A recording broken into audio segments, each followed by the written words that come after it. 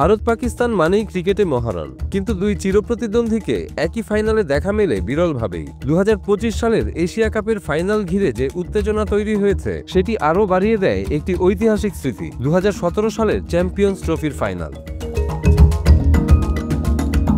ওভালে সেই দিনটিই ছিল শেষবার যখন কোনো আন্তর্জাতিক টুর্নামেন্টের ফাইনালে মুখোমুখি হয়েছিল ভারত ও পাকিস্তান, আর সেই স্মৃতি এখনও দগদগে ভারতের ক্রিকেট প্রেমীদের মনে। লিগ পর্বে পাকিস্তানকে 124 রানে হারিয়েছিল বিরাট কোহলির ভারত, তাই ফাইনালে তারা ছিল স্পষ্ট ফেভারিট। কিন্তু পাকিস্তান, যাদের বলা হয় অপ্রত্যাশিতদের দল, সেদিন একেবারে উল্টে দেয় ছবিটা।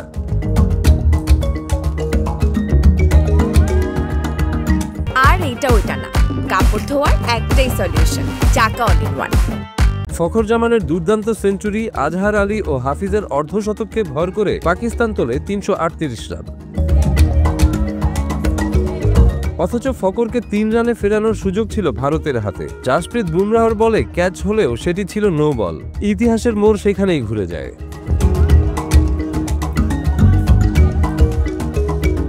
রোহিত শর্মা, শিখর ধাওয়ান আর কোহলি 3 তারকাকেই 6 ওভারে 16 রানে গুড়িয়ে দেন মোহাম্মদ আমির। ভারতের রানের গতি আর দাঁড়াতেই পারেনি। হার্দিক পান্ডিয়ার 43 বলে 76 রানের ঝড় কিছুটা আশার আলো জ্বালালেও রবীন্দ্র জাদেজার সঙ্গে ভুল বোঝাবুঝিতে তার রান আউট সেই আলো নিভিয়ে দেয়। যুবরাজ সিং আর ধোনির অভিজ্ঞতাও ওই ম্যাচ বাঁচাতে পারেনি।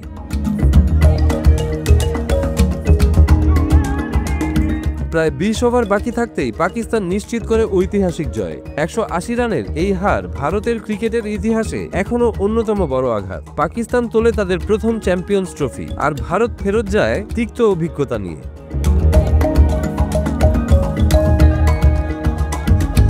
আজ 8 বছর পর আবারও ফাইনালে মুখোমুখি ভারত ও পাকিস্তান।